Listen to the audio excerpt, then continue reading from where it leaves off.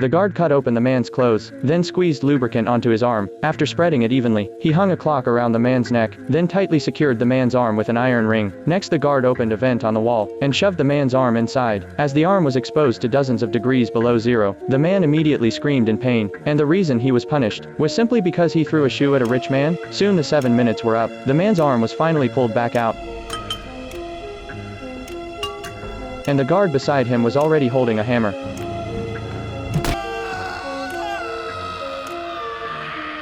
The man passed out from the pain instantly, because this was Earth in the year 2031. Global warming had triggered another ice age. The surviving humans could only live on this never-stopping train, but during the 17 years the train had kept moving, the class divide among people had become more extreme. The rich lived in the front of the train, where they had endless fresh vegetables every day, and so much meat it had to be stored frozen, but the poor could only live at the back of the train. Hundreds of them crammed into a single car, and ate a protein paste made from cockroaches. But what was even more unbearable was that the rich would take their children away from time to time. Among the crowd, Nick had long grown tired of this life. To improve the living conditions of the poor, he decided to lead his companions in a revolt. Nick discovered that only during meal distribution would the 4 gates to the front cars open at the same time, so they prepared barrels in advance and connected them together. When the soldiers were delivering the protein paste, all the poor erupted into fierce protest, and organizer Nick walked toward the armed soldiers.